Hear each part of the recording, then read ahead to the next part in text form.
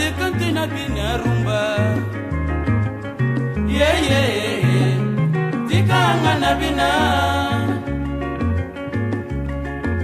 Nabina rumba fiesta die. Yeah, yeah, tikanga. Mois de mars, mois dédié à la femme, et le 8 mars, c'est cette journée décrétée Journée internationale de droit de la femme. C'est dans ces cadres que nous recevons aujourd'hui une femme, une dame qui a marqué son histoire, ainsi que plusieurs générations en RDC, en Afrique et à travers le monde. C'est maman Catherine Nzuzi Wambombo, à qui je souhaite la bienvenue. Merci. Bonjour maman. Bonjour papa.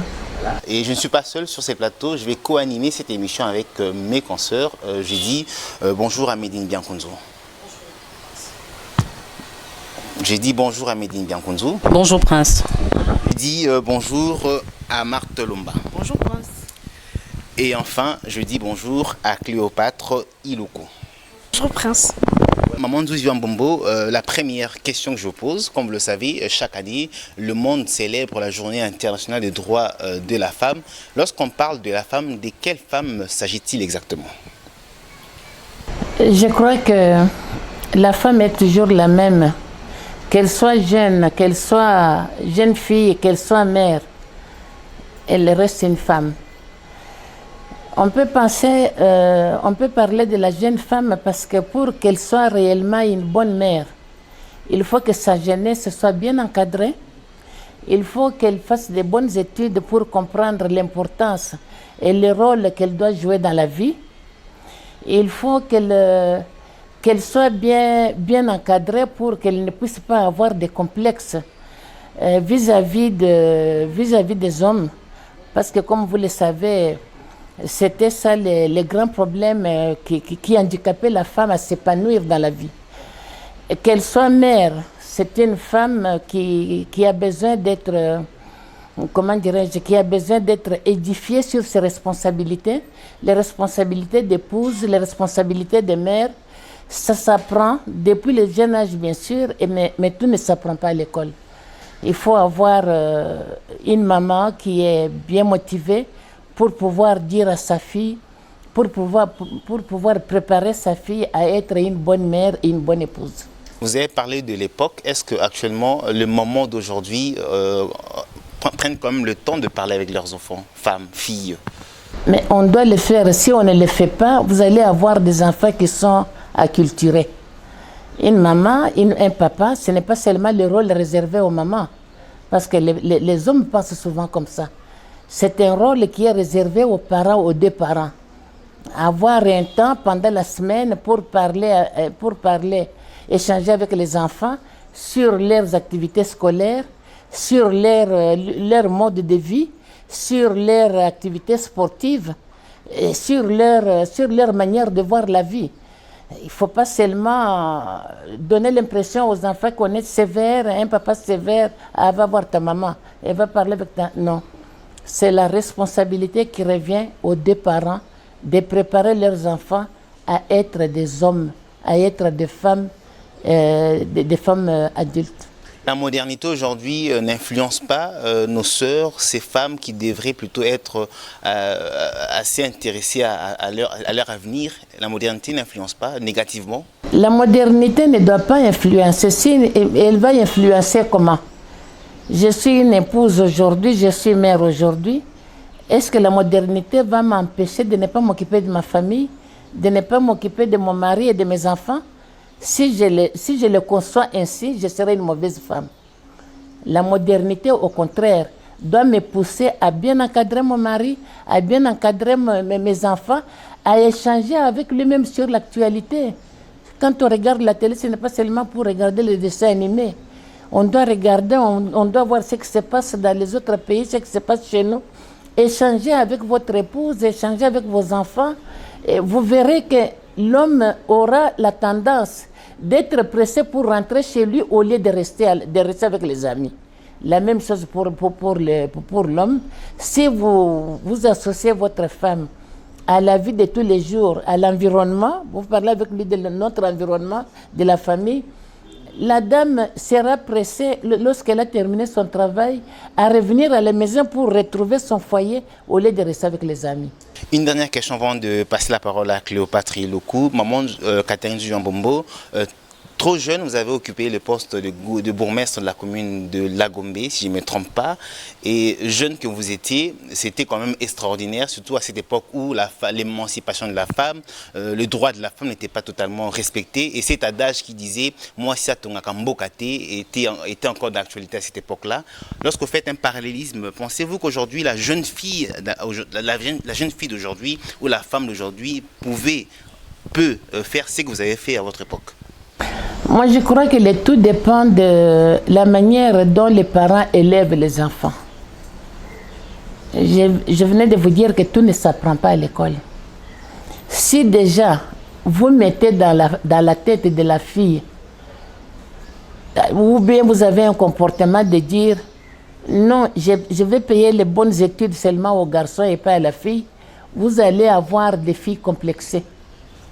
Mais si vous les poussez de la même manière, si vous les encouragez de la même manière, si vous dites que, écoutez, pour devenir quelqu'un dans la vie, il faut d'abord savoir ce que vous voulez devenir.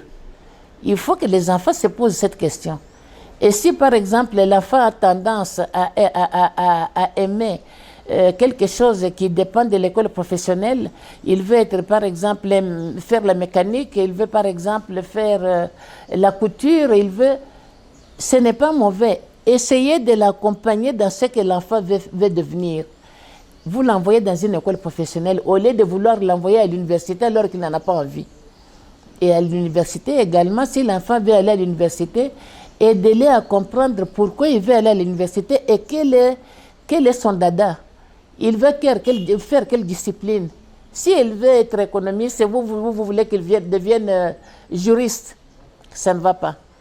Il faut laisser à l'enfant la possibilité d'exprimer ses ambitions, de mûrir ses ambitions. Et quand vous l'accompagnez, vous verrez que ce sera un enfant qui sera épanoui. Donc, à notre époque, moi, j'avais un père j'étais plus proche de mon père que de ma mère, qui fut déjà bourgmestre avant l'indépendance en 1958, quand les Belges avaient essayé de voir comment les Noirs, les Congolais allaient se comporter pendant les élections. Alors j'étais tout le temps à côté de mon père, je voyais comment il les recevait, il organisait ses équipes de campagne, il parlait avec les notables et tout ça. Alors ça m'a donné envie de faire la politique, d'aimer la politique. Sans oublier aussi que mon grand frère, Nzouzi Emmanuel, paix à son âme, qui fut secrétaire général du MLC, qui a été tué d'ailleurs comme Lumumbis à cause de cela, il aimait aussi la politique. Et donc, j'ai grandi dans cet environnement-là. Et cela étant, quand j'ai eu la chance d'avoir un chef de l'État, le président Mobutu, il aimait encourager les femmes. Il aimait l'émancipation de la femme. Il disait lui-même que moi, Mobutu, j'ai été élevé par une femme.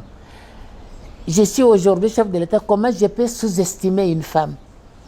Vous voyez, j'ai eu cette chance-là d'avoir un chef qui nous encourageait, les jeunes femmes, mais pour pouvoir exceller, il fallait que chacune des femmes qu'il avait, sur qui il comptait, puisse s'impliquer pour devenir excellent. Comment gérer la municipalité? Cette commune de Lagombe était une commune habitée uniquement par les Blancs. Donc il fallait ne pas négliger la propriété de la commune, ne pas être regardant avec les cantonniers qui allaient curer les caniveaux, ce n'est pas un travail inutile. Ne pas accepter qu'on aille construire sur les caniveaux, être regardant pour que les aires d'ouverture et de fermeture des magasins soient respectées. Donc tout cela, c'est l'homme lui-même qui doit donner la valeur à sa fonction. Ça va vous permettre d'attirer l'attention de vos chefs et de voir, tiens, je crois que cette dame, je vais essayer un peu avec elle, voir comment elle peut se comporter. Et quand j'ai tenu le meeting sur la place Branconnier, c'est à côté de l'ancienne ambassade de Belgique, le président était dans sa voiture VW en train de me suivre. en train de suivre le meeting. Et quand je rentre à la maison, monsieur Madjimba, passe-moi un peu ton épouse. Bon, Madjimba me dit, écoute, le président vient te parler, il avait certainement suivi ton meeting. Il dit, écoutez, tu avais très bien parlé, mais tu exagères un peu dans certaines choses. Est-ce que tu peux passer demain? Et là, je passais, il disait, voilà, sur ceci, tu avais raison, sur ceci. Vous voyez? Donc, c'est comme ça qu'il a pu, de bourgmestre de la Gombe, je suis passé inspecteur d'État, je suis passé vice-gouverneur de la ville de Kinshasa. Après, non, qu'elle essaye un peu, je vois qu'elle est un peu, elle est dynamique, qu'elle aille un peu au Bas-Zaïre, au Bas-Congo. Je suis allé gouverneur du Bas-Congo et ainsi de suite, ainsi de suite. Donc, il y a un temps pour pouvoir, il faut aimer ce que vous faites dans la vie. Si vous n'aimez pas ce que vous faites, vous n'allez pas réussir. Il faut aimer ce que vous faites. Et quand je voyageais avec mon mari, j'allais dans les librairies pour voir les livres « Comment gérer la municipalité ». J'achetais ça pour pouvoir moi-même un peu essayer d'élever ma compréhension. Et j'allais même parfois à la commune d'Ixelles, comme je m'attendais bien avec le bourgmestre, savoir comment il faisait le mariage civil, parce que c'est le même mariage que j'avais ici à la commune de la Gombe. Comment il conseillait les mariés et tout ça, comment la femme et la salle était, comment dirais-je, décorée. Et quand je venais faire ici chez moi, moi je dois être mariée par ma maman Madjimbanzouzi. Madame Catherine, à vous entendre parler, vous avez une carrière costaud dans la politique. Vous avez quand même su gérer la gestion, permettez-moi, de la chose publique. Comme vous le savez, les femmes sont à l'honneur au cours de ces mois de mars. Et au gouvernement dirigé par le Premier ministre Sylvestre Ilunga, on compte à peine 17% de femmes. Est-ce que ça, c'est un motif de satisfaction pour vous? C'était un motif de fierté, mais je crois que le Premier ministre Ilunga pouvait faire mieux. Pourquoi seulement 10 femmes? Nous avons les compétences féminines dans toutes les disciplines. 12 femmes sur 66, pourquoi pas 25? Ça sera bien. Pourquoi pas 25 femmes? Nous avons les compétences féminines dans toutes les disciplines de la vie nationale. Une fois, on a vu ça en France. Et c'était la parité. Autant de ministres femmes que de ministres hommes. Et moi, je crois que si le président de la République, la prochaine fois qu'il y a un remaniement, s'il peut faire ça, ça sera vraiment un grand honneur pour les femmes. Est-ce que vous ne pensez pas que c'est la femme elle-même qui se discrédite, par exemple? Non, en quoi? Vous pensez qu'elle mérite Elle mérite parce qu'elle fait les études. Allez dans les universités, vous trouverez les femmes. Allez dans les instituts supérieurs, vous trouverez les femmes. Elle se discrédite comment?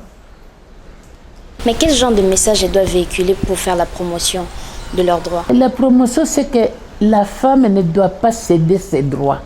Si elle est quelque part dans une entreprise, dans un service de l'État, tout ça, elle ne doit pas accepter qu'on puisse la sous-estimer par rapport à son collègue masculin. Et cela, c'est elle-même. Vous savez, les hommes, moi, je voudrais quand même les féliciter. Je voudrais les féliciter parce que les hommes sont honnêtes. Une fois que la femme, vous avez réussi à vous imposer par votre propre connaissance, par vos mérites, ils vous respectent. Moi, je n'ai pas des amis femmes. Tous mes amis sont des hommes. Vous attendez, quand tu es à la maison, je viens un peu te voir, je voudrais un peu échanger avec toi sur un problème comme ça. Qu'est-ce que tu penses de ceci? Qu'est-ce que tu penses de cela? Les hommes sont honnêtes, mais c'est la femme elle-même qui doit se donner le punch. Mais comment les hommes peuvent-ils accompagner les femmes dans leur lutte? Mais accompagner, pourquoi vous voulez qu'ils vous accompagnent? Il faut les mêmes efforts, faites aussi les mêmes efforts. Que les hommes accompagnent les jeunes filles, oui, mais pas les grandes dames que vous êtes. Imposez-vous par votre savoir-faire, ma fille. Votre savoir-faire va attirer l'attention de votre chef. Et votre chef sera obligé de vous confier de grandes responsabilités parce qu'il vous trouve femme compétente, il vous trouve femme intelligente. N'attendez pas qu'on les fasse pour vous. Non. Moi, je n'ai jamais attendu, comme ça. Je préfère rendre public ce que moi j'ai fait. Je ne l'ai jamais fait. Et même vis-à-vis de mes filles, de mes enfants, j'ai donné à mes enfants, garçons ou filles, les mêmes chances de faire les grandes universités, d'être bien dans la vie. Vous comprenez? Donc, c'est l'homme qui doit forger son destin. Ce n'est pas papa, ce n'est pas maman, ce n'est pas mon mari. C'est l'homme qui doit forger son destin à partir de vos ambitions personnelles. Moi, je disais que moi, je tiens à avoir une maison dans la ville de Kinshasa quand j'étais bourgmestre, mais je n'avais pas ce moyen-là. Alors, j'allais à Maya Makelele le matin, charger le sable dans le coffre de ma voiture. Parce que je n'avais pas les moyens de louer un camion ben. Eh bien, j'avais le petit qui mettait le sable dans le sac, qui le mettait dans le coffre de ma voiture, et les autres, j'ai commencé comme ça. J'avais un maçon et un boy maçon. La villa, elle est là sur l'avenue de la Gombele, louée à $6,000 par mois. Elle a plus de 40 ans. C'est comme ça que j'ai eu le goût de me lancer dans l'immobilier. Ici, c'est moi-même qui ai construit brique par brique. On s'est moqué de moi dans le quartier ici. Je n'avais pas les moyens de louer les échafaudages des tubétras, mais j'allais à Kasangoulou couper les bois. Dieu merci, il n'y a personne qui est tombé. Jusqu'à Disons que vous avez cru en vous. J'ai cru en moi, à ma capacité. Le sexe n'a rien à voir avec la tête, ma fille. L'intelligence, c'est autre chose. Ce que vous voulez faire de votre vie, ça c'est vous-même, une décision personnelle. Et ça va vous donner le courage de faire le sacrifice. Moi, à l'époque, j'avais des amis avec qui on a commencé ensemble. Mais le lundi, on devait aller à la réunion à l'hôtel de ville. Moi, je préparais bien ma réunion. Mais les amis étaient là, j'ai trouvé les mamans qui avaient des gros sacs. Il y a Sikayango, il y a na Lomé, super Sikayango, il y a na Togo. C'est que na maman bote na bino, na leki na ngana matina na bureau. Alors moi, na baninga mususu baye, epesanga 5, epesanga 10. Mais je n'avais l'état seulement à mettre dans les chiffons, non. Et puis, bazalaki ko sekangai, yela taka eloko alito indenge moko. Kaka ba français belé. Kaka ba wax moko anande alataka. C'est que na ko boinga na lebine. Mokolo mususu ko yana ko banda pe ko changer. Pour le moment, je n'ai pas à mettre seulement mes idées dans les chiffons, dans les wax. Oh, kuna na bataille ya kingaba ba sapato ebimi asika. Non. J'ai mes petits terrains ici en ville, j'investis, mon argent va là-dedans. Pas seulement dans les wax, dans les tralala, non. Mais aujourd'hui, à la fin de chaque année,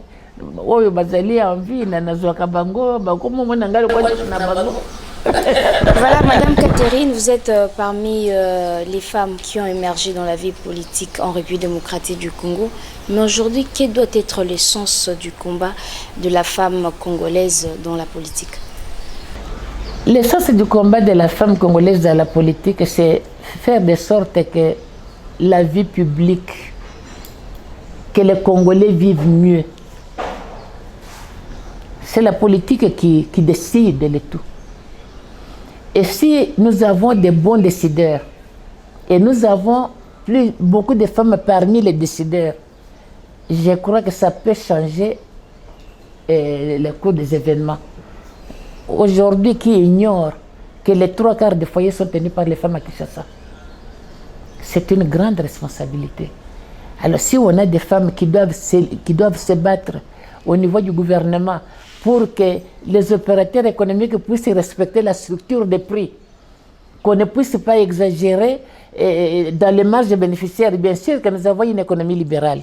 Mais cette économie libérale ne peut pas empêcher de temps en temps le ministère de l'économie de faire des descentes chez les importateurs pour vérifier les structures des prix et savoir si on n'a pas majoré les marges bénéficiaires, si on a bien respecté la structure des prix. Parce que, vous savez, il y a parfois certains opérateurs qui peuvent utiliser le manque de savoir ou bien la négligence des inspecteurs économiques pour se permettre d'avoir une marge bénéficiaire élevée. Et aussi, une autre chose qui m'oblige, nous avons une loi. Nous avons une loi qui dit précisément que tout le travail, le commerce de détail, c'est réservé aux nationaux. Tandis que les étrangers qui viennent ici ne peuvent s'occuper que de faire les gros ou œuvrer dans le secteur de production. C'est pour cela que nous avons, comment dirais-je, nous avons les mécanismes qui donnent assez bien de pouvoir, assez bien des avantages, un code d'investissement qui donne assez bien d'avantages aux opérateurs économiques parce qu'on sait qu'eux ne doivent s'occuper que du secteur de production. Mais qu'est-ce que nous voyons? Moi, je vois parfois, j'ai rencontré une fois une femme chinoise en train de vendre le matembele. Là, j'ai dit non. Et la Congolaise va faire quoi? Il faut qu'il s'occupe de la production et que le commerce de petits détails soit réservé aux nationaux. C'est à nous à respecter nos propres lois. Vous entrez dans la plupart des villes ici, sur l'avenue du commerce ou ailleurs, mais vous trouverez un magasin, derrière le comptoir, c'est un étranger qui est là. Et les Congolais qui se laissent seulement pour transporter les cartons et transporter les choses. Là, ça ne va pas, ça.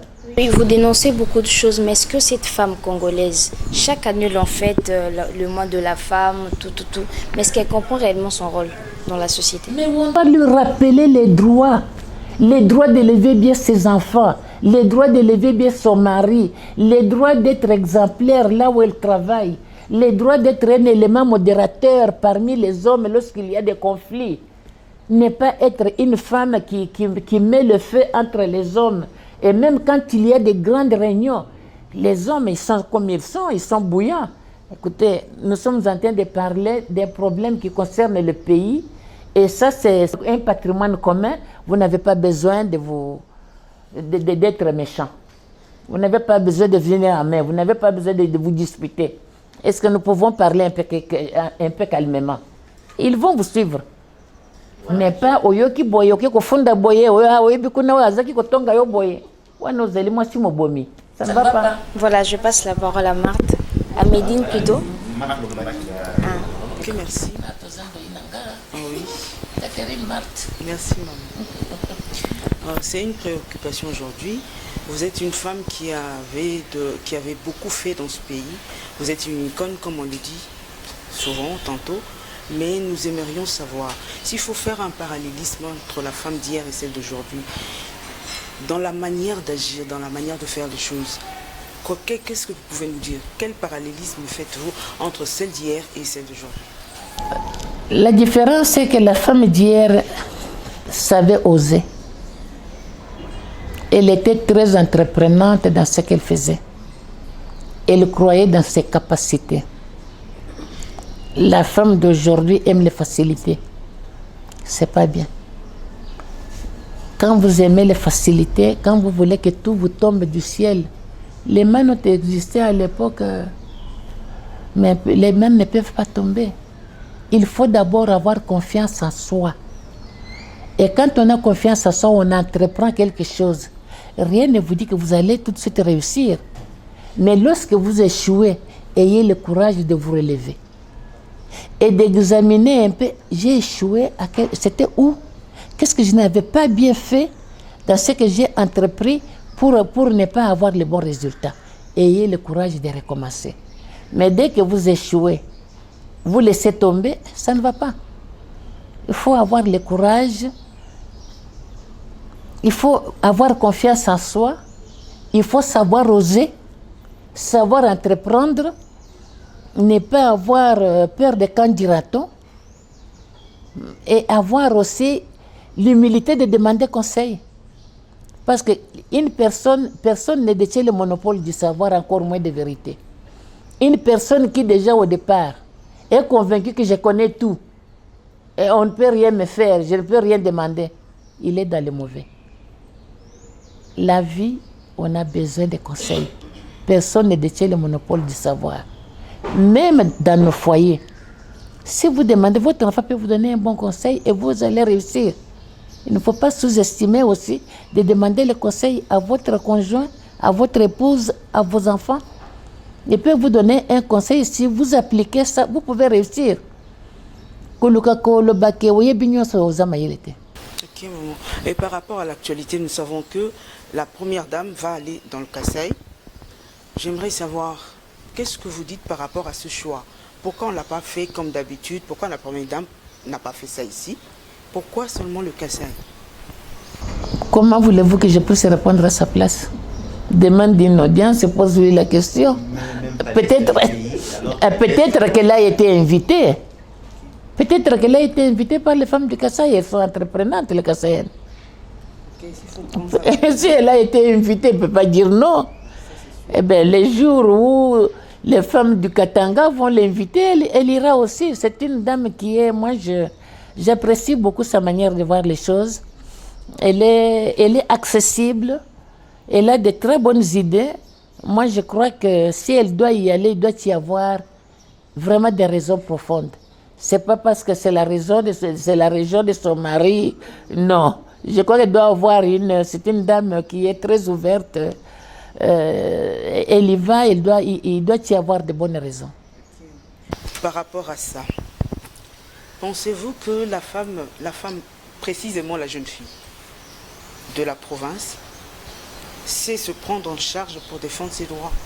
Parce que nous savons, dans les provinces, dans nos us et coutumes, il y a certaines choses que la femme ne sait pas dire haut. Tu as déjà répondu à une partie de cette question. Dans les provinces, la femme vit encore sous l'emprise des coutumes. Mais malgré cela, ça dépend toujours de l'environnement. Vous n'allez pas me dire que tous les hommes, tous les papas qui sont en province sont des phallocrates. Non. Lorsque vous remarquerez maintenant, on envoie les filles et les garçons faire les mêmes études. Je ne connais pas un seul parent qui va dire non, le quoi tout en bon mingité, tout indaga moi n'embelle na classe, moi n'a moi syndical. Ça se faisait dans le temps, mais plus maintenant. Donc même en province, il y a des papas, il y a des parents qui ont l'ambition de voir leurs enfants réussir. Et si un enfant a réussi, a eu son diplôme d'État, vous l'envoyez à l'université. Elle a un diplôme universitaire, vous n'allez pas empêcher cette jeune fille de ne pas travailler. Vous n'allez pas l'encourager dans ses ambitions. Vous n'allez pas l'accompagner dans ses ambitions. C'est aux parents de le faire. Bien sûr, il y a des enfants qui ont la maturité, qui peuvent parfois se prendre à charge sans nécessairement attendre les parents. Il y a parmi les orphelins, on le voit. Mais c'est toujours mieux que les parents puissent chercher un peu à savoir d'abord qu'est-ce que l'enfant veut devenir dans la vie. Si elle veut devenir couturière, mais écoute, c'est une classe à couture. Nous tous, on aime bien être bien habillés, mais c'est grâce aux couturiers. Donc il n'y a pas de ce métier. S'il veut être quoi d'autre, mais mécanique, il y a quoi mécanique bien.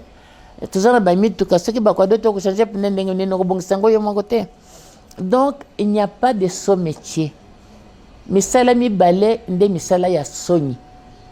Kindumba na banki. O nyonso etikali mbongo ya moke ezalaka te.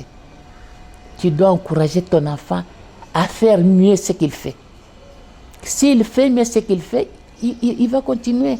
Tu peux commencer à être maçon. Mais pour maintenant devenir un maître maçon, ça dépend maintenant de ton choix, de ta volonté. Pour savoir que, on m'a dit que pour que le mur soit tout droit, je dois avoir un niveau. Je dois avoir un niveau. Alors, utilise le niveau au lieu de construire seulement par cœur. Si tu utilises ton niveau va faire de sorte que ton mur soit droit. Et ça va faire de sorte que les gens vont aimer ce que tu fais. Il n'y a pas de ce métier. C'est à toi à valoriser ton travail. Tu es journaliste. Mais il y a des journalistes qui ne sont pas basés dans pivoter. Mais si toi, tu as le courage de demander des interviews pour voir les personnalités, pour interviewer les personnalités, tu poses les bonnes questions, si tu n'es pas, comment dirais-je, complexé, mais ça va te donner le courage d'aller loin. Le journalisme mène à tout. Hein. Le marshal Mobutu a commencé par là. Tu vois. Alors, je prends Médine Bianfinzou, qui a certainement aussi une question. Maman Catherine Zouziambombo, vous n'êtes pas née de la dernière pluie. Vous êtes une femme battante, une femme entreprenante. Vous avez vu passer des générations en génération dans notre pays, dans la politique, dans le commerce. Sans oublier, vous étiez aussi une grande commerçante dans ce pays.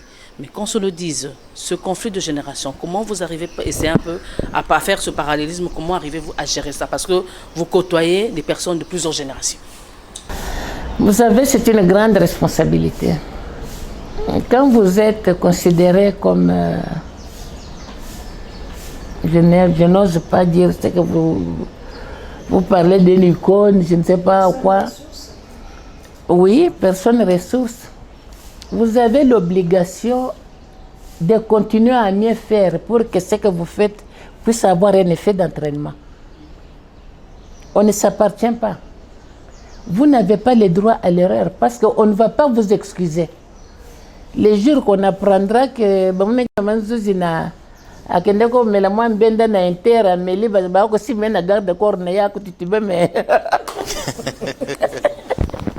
ça va être un événement.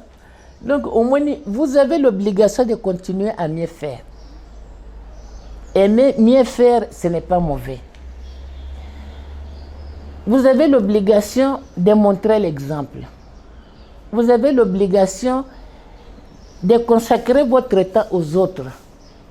Vous avez l'obligation d'accepter d'être accessible. Moi, je suis souvent consultée par les étrangers, par les jeunes, par les vieux, par les nationaux. Bon, et toi, les abongos. C'est dommage, mais j'essaie d'organiser mon temps pour remplir cette obligation. Pour remplir cette, comment dirais-je, ces charges. Et sans oublier que Banana Bakoko Bazakolanda. J'ai plus de 20 petits-enfants. Bazakolanda. Et 8 arrière-petits-enfants. Bakokololo. Donc tout ce monde-là ont besoin de repères. Qu'est-ce que Mémé va dire dans tel problème? Qu'est-ce que maman, on vous téléphone? Mémé, qu'est-ce que tu penses? J'ai envie de faire ceci, qu'est-ce que tu penses? Parfois des choses, moi je prépare mes petits-enfants quand ils doivent partir, se marier et tout ça. Moi-même je les prépare. Ils se mettent à rire fou. Mais c'est comme ça, c'est ça la responsabilité. Donc, dans la vie, il faut assumer son destin.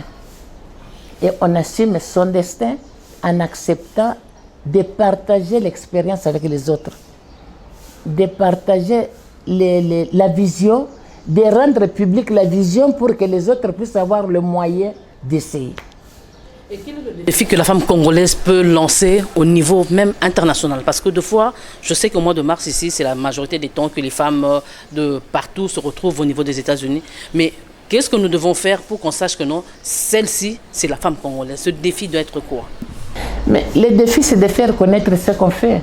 Regarde l'exemple de la maman là qui fait les robots. J'adore cette fille. Un jour, j'aimerais bien la rencontrer.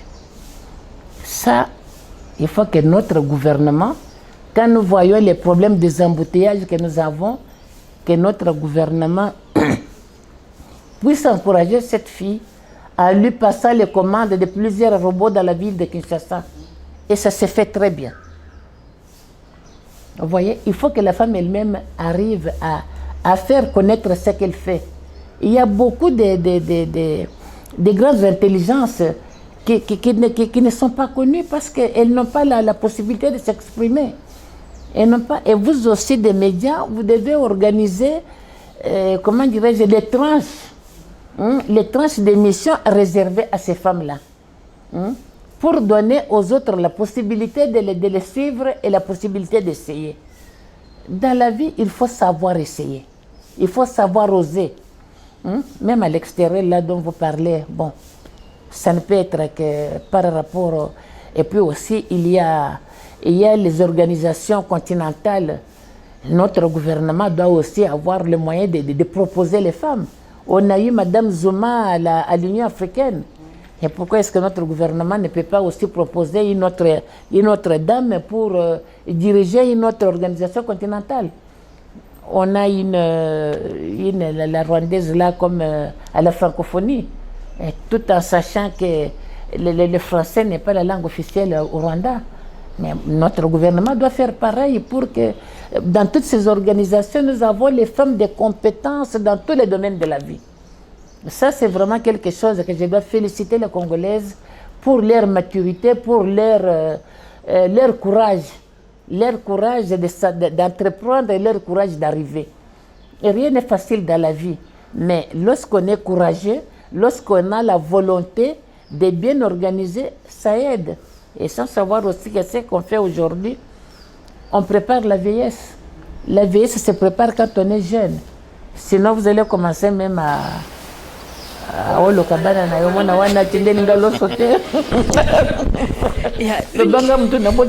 non, organise-toi pour que même dans ta vieillesse, que tu aies le moyen de t'acheter un sac de riz.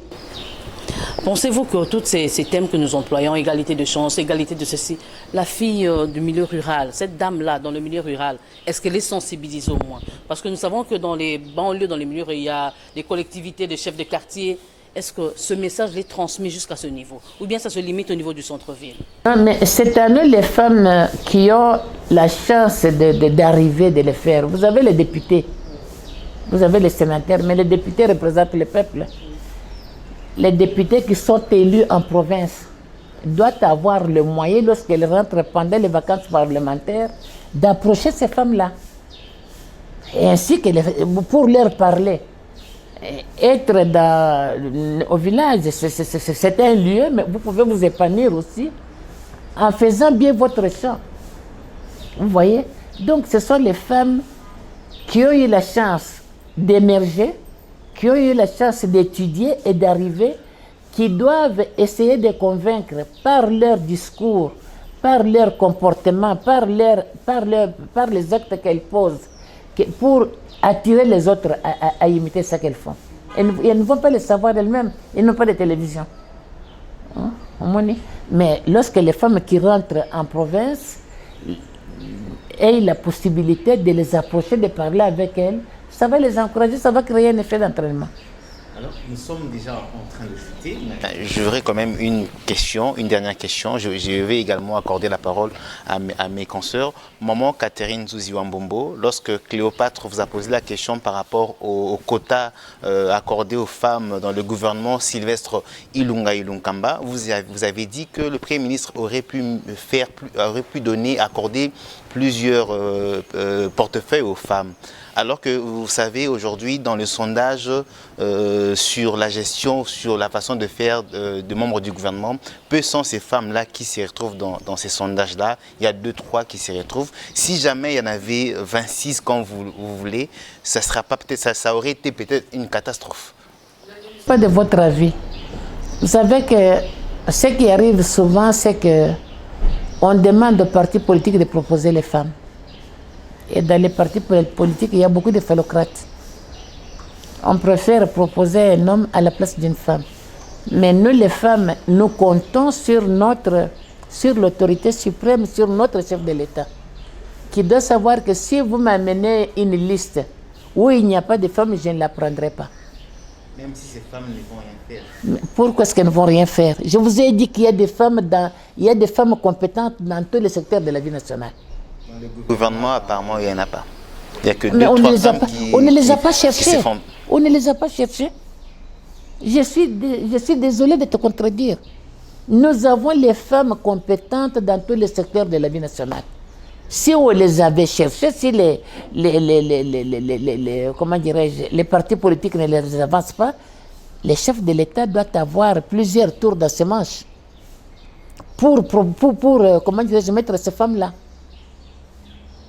Parce qu'il n'y a aucune raison qu'on puisse avoir 10 femmes sur 60 ministres. Il n'y a aucune raison. Mais il y a une coalition et chaque membre de la coalition, chaque parti, plateforme de la coalition a proposé... C'est ça que je vous dis qu'il y a encore des phallocrates parmi les membres de cette coalition-là. De cette coalition-là, il y a des phallocrates. Nous comptons sur le chef de l'État pour nous aider, pour essayer de confirmer ce que la Constitution qui parle de la parité. Ça, c'est pas lui qui a créé ça. C'est dans la Constitution. À cette coalition. Bon, je les vois faire ce qu'elles font, mais quand elles arrivent à être, comment dirais-je, à ne pas respecter la parité, moi, ils me mettent mal à l'aise. Ils me mettent mal à l'aise. Nous recourons au chef de l'État pour nous rétablir dans nos droits. Cléopâtre Iloko. Exactement. Qu'attendez-vous du gouvernement par rapport à la promotion de la femme? Que le gouvernement encourage les femmes, lorsqu'on forme le gouvernement, qu'on puisse nommer plusieurs femmes, les femmes compétentes, parmi les vice-premiers ministres, parmi les ministres d'État, parmi les départements importants, pas seulement affaires sociales, je ne sais pas quoi encore. Je ne dis pas que les affaires sociales c'est mauvais, mais il y a des femmes dans tous les secteurs de la vie nationale, ma fille. Nous avons la chance de les avoir. Et lorsqu'on forme le gouvernement, il faut que le Premier ministre se fasse violence pour, comment dirais-je, faire de sorte que nous ayons plusieurs femmes parmi les membres du gouvernement. Et si ce n'est pas fait, nous comptons sur la sagesse de notre chef de l'État pour qu'il puisse, comment dirais-je, rétablir les femmes dans ses droits. Voilà, ça sera ma dernière question. Comment comptez-vous, à votre niveau, accompagner les femmes dans la promotion de leur lutte? Ma fille, lorsque vous m'accordez des interviews comme ça, je donne des conseils. C'est déjà une façon d'encourager celles qui vont nous suivre de ne pas, comment dirais-je, de ne pas se décourager. Nous avons plusieurs femmes qui sont dans la société civile, qui organisent les dialogues, qui organisent les choses comme la journée du 8 mars. Ce n'est pas une journée seulement pour aller boire ou voir des pailles, non. Mais c'est une occasion pour organiser des conférences débats, pour sensibiliser les femmes, pour éveiller les femmes, attirer leur attention sur leurs droits. Vous avez les droits que vous devez défendre. Vous avez la Constitution qui vous donne ces droits-là. Donc ne restez pas seulement superficiel à voir que le 8 mars, il faut aller boire. Non. On peut, un petit verre de temps en temps, ça ne fait pas du mal à personne. Mais en faire une spécification, une spécialité, là, ça ne va pas. Ok, madame. Pensez-vous avoir tout dit à la jeune fille d'aujourd'hui qui va devenir maman demain? Madame, moi je suis maman, toi tu es madame. Maman, pensez-vous avoir tout dit à la jeune fille d'aujourd'hui?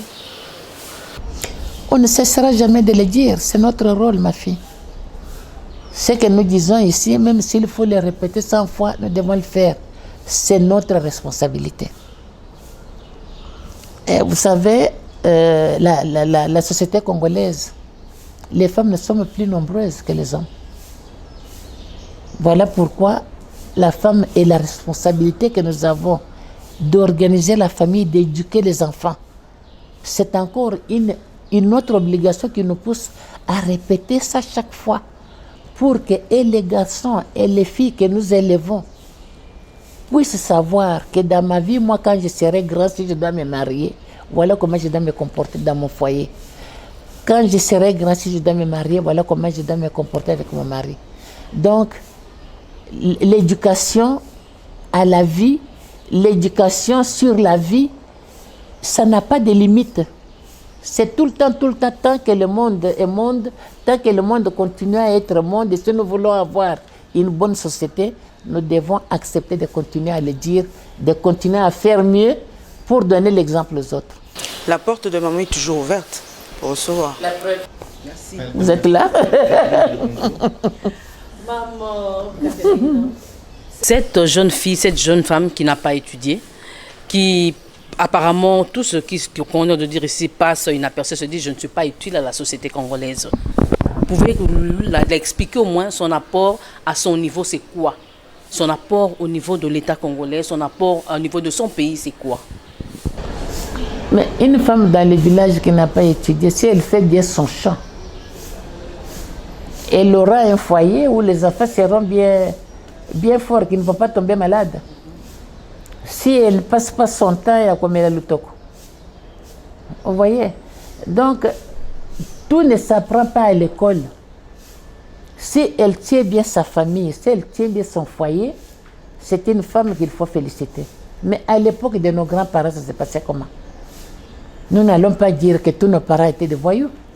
C'est parce qu'on a eu des grands-mères qui savaient bien s'occuper de leur famille, de leurs enfants. Donc, cette femme-là, même dans le milieu rural, doit continuer à être une bonne mère, à s'occuper de son foyer, à s'occuper de l'éducation des enfants pour y baiser ma bé. Il faut qu'il y ait aucune classe. Et là, ce que Zélie a eu, il y a aussi l'influence, une bonne influence des églises qu'il ne faut pas négliger. Les Congolais est un peuple croyant. Nous craignons Dieu, mais nous devons craindre Dieu dans toutes les comment dirais-je, les formes. Koyiba ezamabe, ce que vous avez moi si je fidèle na mobile na yo. Kobeta ka gauche droite te. Ezamala mute. Ko zala infidèle na moi si na yote. Tout ça, ça s'apprend. Hein? Donc c'est à la femme et à l'homme de voir comment ils peuvent évoluer dans leur vie, évoluer dans leur foyer, pour que l'exemple des parents soit suivi par les enfants. Congolais, Congolaises, levons-nous pour le droit de la femme. Pour la preuve en est que nous avons un homme genré. Ce n'est pas seulement les femmes, parce que comme c'est le mois de la femme, ce n'est pas seulement la femme. Mais on a demandé à Congolais et Congolaises, levons-nous pour le droit de la femme. Quelle lecture faites-vous sur ce sujet-là? Le thème qu'ils ont utilisé cette année. Comment la trouvez-vous? Le droit de la femme, c'est accepter de ne pas la brimer. Accepter de ne pas la malmener. Accepter de ne pas lui priver de ses droits si elle en a. Accepter de l'accompagner dans ce qu'elle fait.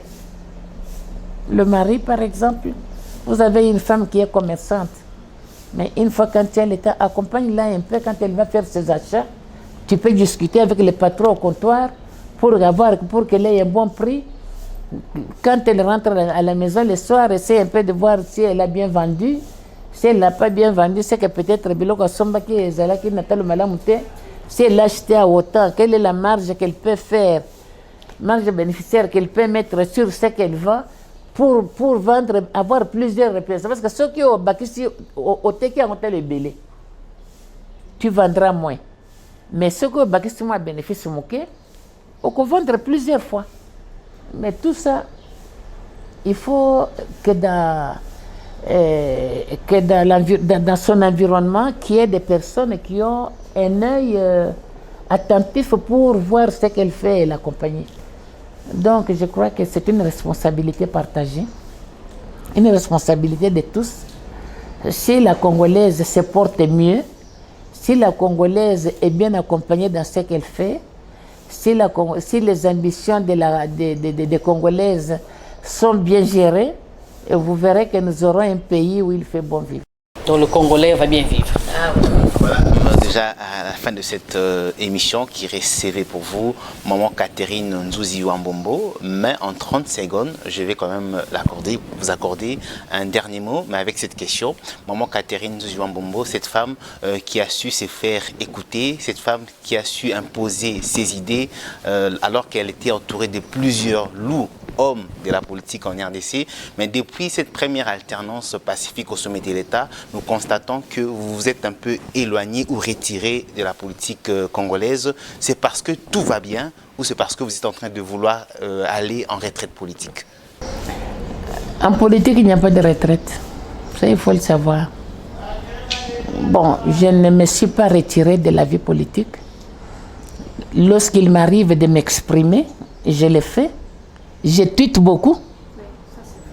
Je titre beaucoup, je suis dans les réseaux sociaux, c'est ma manière de c'est ma manière de faire les choses.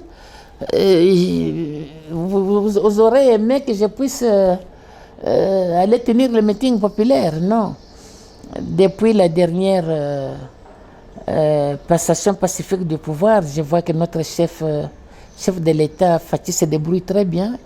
Je l'encourage à continuer. Les Congolais sont derrière lui, les Congolais lui font confiance.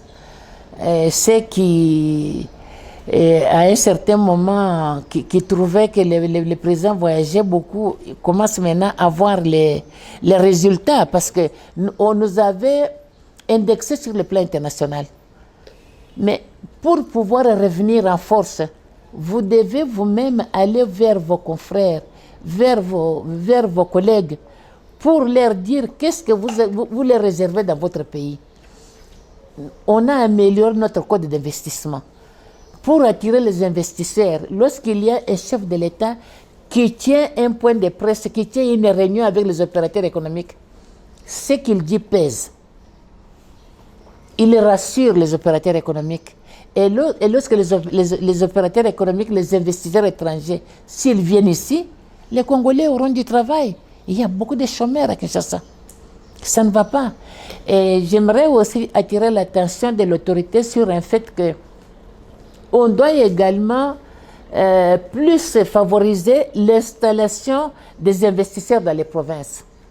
Parce que Kinshasa aujourd'hui est vraiment sur... il y a beaucoup d'habitants parce que les gens viennent à Kinshasa espérant trouver le boulot ici. Mais les jours, quand ils vont apprendre qu'on commence à installer les grandes usines à l'intérieur dans les provinces, vous verrez que les gens vont rentrer dans les provinces et il y aura... la circulation se comportera mieux. Donc ça se tient. Kinshasa n'est pas la République. Donc les investisseurs qu'on cherche pour notre pays ne doivent pas seulement s'installer à Kinshasa. Nous avons 26 provinces et les 26 provinces, on doit essayer un peu. Et il y a aussi un autre détail, c'est le ministère du Tourisme. Celui qui a le tourisme dans ses fonctions a une grande responsabilité. Responsabilité de prendre de faire les cartes postales de tout ce que nous avons comme chute, comme endroit pour le tourisme. Il y a des pays ici en Afrique qui n'ont pas le potentiel que nous avons, mais qui ne vivent que du tourisme. Quand le tourisme est bien organisé et les touristes sont bien renseignés, et quand on organise ça très bien, les pays peuvent se retrouver. Je ne vais pas citer le nom de certains pays qui le font très bien. Vous le savez certainement en tant que journaliste, mais il y a des pays qui ont réussi vraiment à améliorer le train de vie de leur population à partir des touristes qui ont eu beaucoup de moyens, beaucoup d'argent. Et nous, qu'est-ce qu'on n'aurait pas? Regardez ce fleuve. Ce fleuve est sous-exploité. Nous, les Congolais, on n'avait pas besoin de faire venir l'impio même du Vietnam. Mais si nous pouvons, notre gouvernement peut appeler tous ceux qui savent nettoyer les fleuves en profondeur pour que les bateaux de pêche puissent venir pêcher. Il y a des poissons qui meurent de vieillesse dans le fleuve Congo. On n'avait pas besoin de faire venir l'impiodi. Mais si le gouvernement est bien organisé pour faire venir les gens qui savent nettoyer les lacs, qui savent nettoyer les fleuves, et que les bateaux de pêche viennent pêcher ici, ça va améliorer le vécu quotidien des Congolais. Nous aurons les moyens, ils auront le travail et c'est bien pour notre pays. Voilà, merci beaucoup maman Catherine Nzuzi-Wambombo d'avoir accepté en tout cas cette invitation et d'avoir répondu à toutes nos questions. Encore une fois, bonne fête du mois de la femme. Merci. C'est moi qui vous remercie, c'est un plaisir partagé. Merci à Cléopâtre Iloku, merci à Merci Biankunzu, merci à Marthe Lomba, merci également à vous qui nous avez suivis ce soir dans le cadre de cette émission qui recevait maman Catherine Nzuzi-Wambombo. Merci, on se retrouve prochainement. Au revoir.